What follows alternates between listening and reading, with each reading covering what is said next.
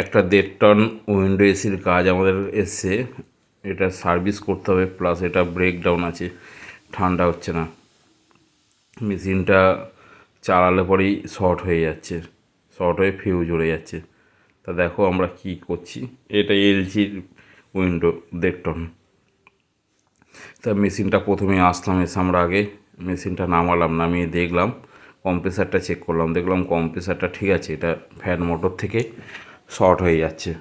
তো আমরা সার্কিট দেখো, সার্কিট থেকে আমরা পুরোপুরি আমরা এমনকি পিসিবিটাও ভালো মতন চেক করে নিলাম, যে অনেক সময় হয় কি পিসিবি শর্ট সার্কিট থাকলেও এরকম হয়। তা না, এখানে পিসিবিও ঠিক আছে, অনেক সময় ক্যাপাসিটার থেকেও শর্ট সার্কিট হয়, ক্যাপাসিটারও ভালো আছে। তা দেখলাম যে ফাইনালি এটা মোটরটা খারাপ। তা দেখো কীভাবে কি আমরা মোটরটা রিপ্লেসমেন্ট করব, প্লাস মেশিনটা সার্ভিসও করতে হবে, কেননা প্রচণ্ড নোংরা। আর এর ডিজিটটাও কাটা ডিসপ্লের। তা কাস্টমার বলছে এখন আপনার যেটা চেঞ্জ করলে হয় সেটাই করুন। ডিজিটটা দেখো মাঝে মধ্যে আসে, আবার মাঝে মধ্যে ওই কাটা শো করে। যাই হোক, তা মেন প্রবলেম যেটা সেটা আমাদের সলভ করতে হবে। তা আমরা মেশিনটা আমরা ডাইরেক্ট চালিয়ে দেখে নিলাম, এই কম্প্রেসার রান করছে এখন, গ্যাস ট্যাস ওকে, দেখো আইসে চলে এসছে। মেশিনটা চালিয়ে আমরা প্রথমে দেখে নিলাম যে কম্প্রেসারটা ঠিকঠাক আছে কি না। তো কম্প্রেসার একদম ওকে আছে, ক্যাপাসিটারটা ওকে আছে, প্লাস সার্কিট বোর্ডটাও ওকে আছে। ওই দেখো যখন ফ্যানের লাইনটা দিলাম, ফ্লাশটা দেখলে জাস্ট ওই মোটরটার জন্য হলো, কারণ আমরা ফাইনালি চেক করে নিলাম যে মোটরটা 100% মোটরটা শর্ট আছে, যার কারণে মেশিনটা প্রথমে লাইন দিলেই সার্কিট থেকে ফিউজটা উড়ে যাচ্ছে। তা মেশিনটা আমরা দেখো পুরো খুলে নিচ্ছি, আগে মোটরটা আমরা খুলে নিই। আর এই মেশিনের মোটর খোলা খুব টাফ, টাফ বলতে একটু রিক্সিও আছে, প্লাস বুঝে খুলতে লাগে। আর তার মধ্যে মেশিনটা বিগত কয়েক বছর সার্ভিস হয়নি, দেখবে এটা সার্ভিস করলে কীরকম নোংরা বেরায়। তা দেখো এই পার্ট বাই পার্ট আমরা খুলে নিচ্ছি মেশিনটা, আর কীভাবে কী করছি দেখো। যদি তোমরাও এরকম কখনো কমপ্লেন পাবে তো অবশ্যই, এরকম কমপ্লেন পেলে একটু সাবধানে করবে। দেখো আমরা কয়েলগুলো সাইড করে নিয়েছি, একটু বুঝে করি, কারণ একটু এদিক থেকে ওদিক হলে পাইপগুলো অনেক পুরনো তো ভেঙে যাওয়ার চান্স থাকে। আর এই দেখো ব্লোয়ারটা যখন বার করছিলাম, ভেতরে এই ক্লিপ সিস্টেম থাকে, এই ক্লিপগুলো এরকমভাবে বার করে নিতে লাগে, প্লাস দিয়ে প্রেস করে। ওই সেম পদ্ধতি ফ্যান মোটরের এই ফ্যান ব্লেডেও ওরকম খুলে নিতে লাগে, খুলে নিয়ে আস্তে আস্তে। আর এগুলো যেহেতু অনেক দিনের, দেখবে খুলে বার করতেও আমাদের খুব কষ্ট হয়েছে। তা দেখো এরকম আস্তে আস্তে বাড়ি মেরে মেরে মেরে মেরে ফ্যান ব্লেডটা বার করছি। ব্লোয়ারটা বার করতে আমাদের অতটা অসুবিধা হয়নি, তবে ফ্যান ব্লেডটা বার করতে আমাদের খুবই সমস্যার মধ্যে পড়তে হয়েছে। আর কনডেন্সার দেখো কীরকমভাবে আমরা সাইড করে নিয়েছি, কেননা প্যাসেজ না থাকলে ওরকম বার করতে পারবে না। তা কাজে তোমরাও যখনই করবে এরকম কাজ খুব সাবধানে করবে, আর কেয়ারফুলি একটু করো, কেননা ইনকেস একটু এদিক থেকে ওদিক হলে পাইপগুলো ফেটে লিক হয়ে গ্যাসটা বেরিয়ে যাওয়ার চান্স আছে, তখন এক কাজ করতে গিয়ে আরেক কাজে পড়ে যাবে সমস্যায়। তা দেখো আমরা মোটরটা already blower fan motor fan blade খোলা হয়ে গেছে, এবার মোটরটা বার করে নিচ্ছি। মোটরটা আমরা রিপ্লেসমেন্ট করব, দেখো কীভাবে কি করছি। তার আগে ভালো করে সার্ভিস করে নেব, কারণ এই মেশিনের যা কন্ডিশান, এই মেশিন সার্ভিস না করে আমরা কিছু করতে পারবো না। এ দেখো সব একদম বাইরে বার করে নিয়েছি, এবার সার্ভিসটা করে দিই।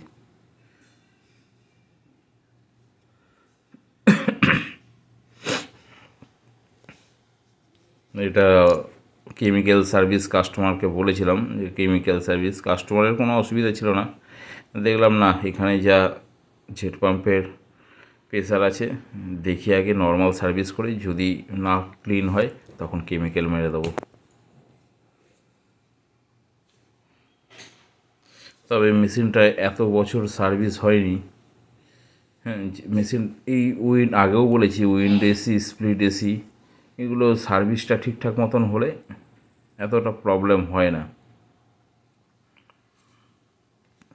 কিছু কাস্টমারদের ক্ষেত্রেও বলছি, যারা উইন্ডো এসি বা স্প্লিট এসি ইউজ করে, টাইম টু টাইম সার্ভিসটা মেনলি দরকার। আর একটা চেক আপ রুটিন, কেননা এসিতে যেরকম যা প্রবলেম বেরায়, হ্যাঁ এখন তো নতুন 410 R32 গ্যাসগুলো বেরিয়ে গেছে, প্রচণ্ডভাবে ভয়ানক ডেঞ্জার।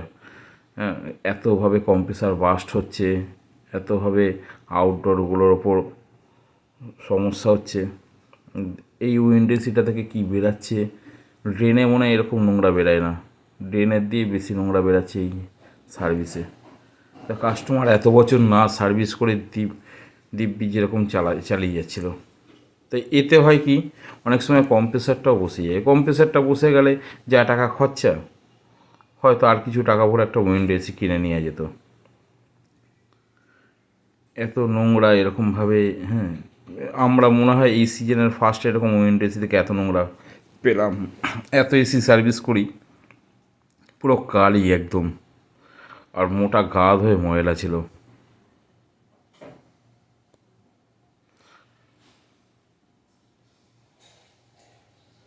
নতুন কেনার পর হয়তো কাস্টমার এই ফার্স্ট এরকম জেট পাম্প সার্ভিস হলো। কন্টিনিউয়াস এর আগে যারা সার্ভিসে আসতো তারা ব্লোয়ার মেরে বেরিয়ে যেত, জেট পাম্প থাকলে জেট পাম্প সার্ভিস যদি করে দিয়ে যেত তাহলে এতটা হয়তো নোংরা বেরানোর চান্স থাকতো না। যাই হোক, তখন হয়তো জেট পাম্প নাও বেরাতে পারে, এখন তো হালে জেট পাম্প থাকাতে এতটা সুবিধা। তো দেখো আমার এইদিকে অলরেডি অর্ধেকের বেশি সার্ভিস হয়ে গেছে, এবারে সব পরিষ্কার করে আমরা ফিটিংসে বসবো। তার আগে একটু কয়েলটার ব্লোয়ারটা ভালোভাবে সার্ফ জল মেরে নিলাম।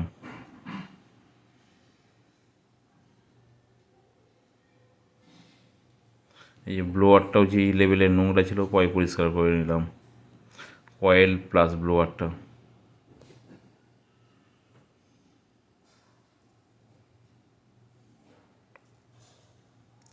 প্রচণ্ড নোংরা বেরিয়েছে, প্রচণ্ড নোংরা, এতটা যে বেরাবে ধারণা করা যায়নি।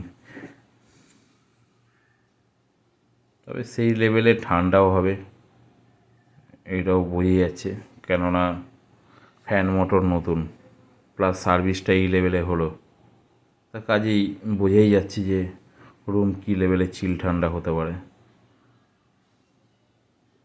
আর উইন্ডো এসিতে এরকম গ্যাস রিফিলিংয়ের কোনো ব্যাপার থাকে না, যে গ্যাস শর্ট হয়ে যাবে বা এই স্প্লিট এসির মতন এরকম কোনো ব্যাপার নেই। তা কাজেই এখানে গ্যাসের কোনো ব্যাপার ছিল না, এখানে শুধু আমরা মোটরটার জেট পাম্প সার্ভিস।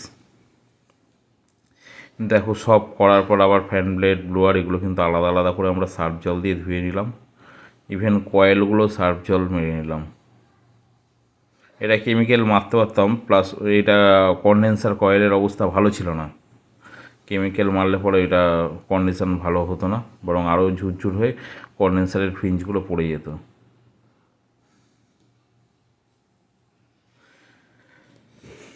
এই অলরেডি আমাদের এইদিকে হয়ে গেছে পুরো। এবার দেখো এই যে নতুন মোটর, পাশে পুরনো মোটরটা রাখা, এই যে মোটর এবারে নতুনভাবে দেখো কীভাবে কী ফিটিংস করছি। এই স্যাপে নতুন মোটরে প্লাস্টিক ল্যামিনেট করা থাকে, তো ওগুলো আগে ছাড়িয়ে নিলাম। এ দেখো এবারে এইভাবে মোটরটা ফিটিংস করছি। আর জ্যাকের তারটা সবার আগে এইভাবে বার করে নেবে, নাহলে পরবর্তীকালে কী হয়, অনেকেই ভুল করে এই মোটর লাগানোর পর জ্যাকের তারটা ওরকমই রেখে দেয়, তারপর আবার হয়তো মোটরটা খুলতে লাগে। এরকম আমরা মোটরটা খুব সুন্দরভাবে ফিটিংস করে নিলাম।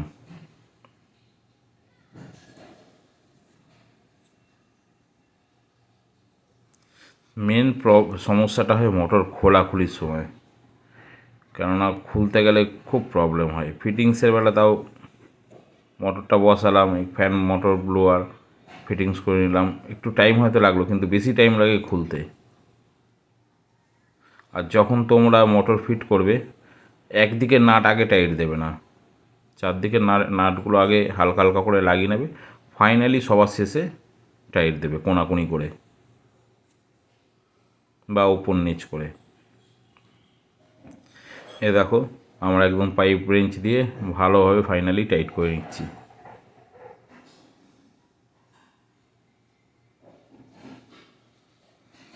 আমাদের মোটর ফিটিংসটা হলো, এবারে রইল ব্লোয়ার, তারপরে করছি ফ্যান।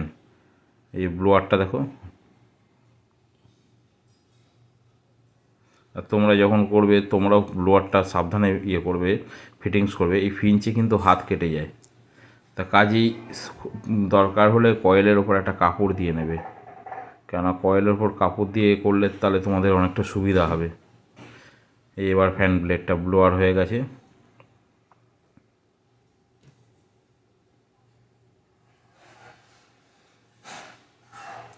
এই ফ্যান ব্লেডটা এবার ফিটিংস করে নিচ্ছি।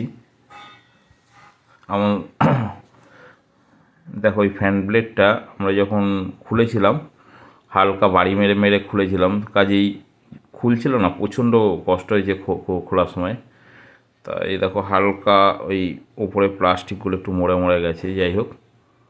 আর তোমরা যখন এই স্যাপটায় ঢোকাবে দেখবে একটা খাঁজ থাকে ফ্যানের ভেতরে, ওই খাঁজে খাঁজে জাস্ট ধরবে, দেখবে অটোমেটিক্যালি খুব সুন্দরভাবে, বেশি তোমার ঠেলাঠেলি করতে হবে না, দেখবে ঢুকে গেছে। আর একটা জিনিস হচ্ছে, তারপরেও দেখবে লাস্টে ওই ক্লিপটা লাগানোর সময় মাথা পুরো একদম মাথায় স্যাপের মাথাটা এসে ফ্যান ব্লেডে ঢুকেছে কিনা ওইটা একবার ফাইনালি দেখে নেবে, নাহলে কিন্তু অনেক সময় ফলস হয়ে যায়। আমি দেখিয়ে দিচ্ছি, তাও দাঁড়াও। এই দেখো এই স্যাপের মাথাটায়, ওই যে স্যাপের মাথাটা এসে গেছে, এই আমার, হ্যাঁ এবারে আমরা ক্লিপটা লাগিয়ে দিলাম। তা আমাদের ফ্যান ব্লেডও হয়ে গেল, ব্লোয়ারও সেট হয়ে গেল। এবার মেন ফাইনালি ফিটিংসের পালা।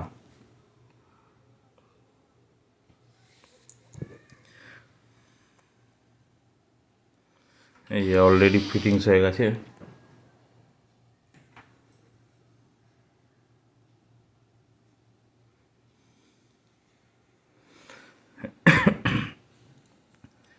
একটুখানি আমরা কাত করে ধরে রেখেছিলাম বলে ভিডিওটা দেখাতে পারছিলাম না।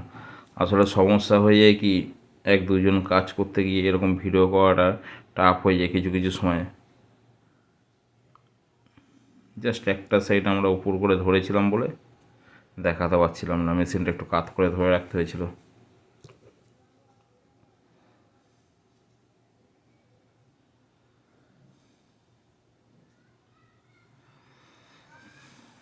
তবে তোমরা যখনই এরকমভাবে কাজ করবে ভেতরে দেখে নেবে যে যখন জেট পাম্প সার্ভিস করবে ব্লোয়ারের ভেতরে জলটা থাকলে জলটা একদম সুন্দরভাবে নিংড়ে নেবে, কেননা ওই জল যাতে আর ভেতরে না থাকে। অনেক সময় হয় কি, আমরা মেশিনটা কাত করে পুরো জলটাকে একদম পুরো বার করে দিয়েছি।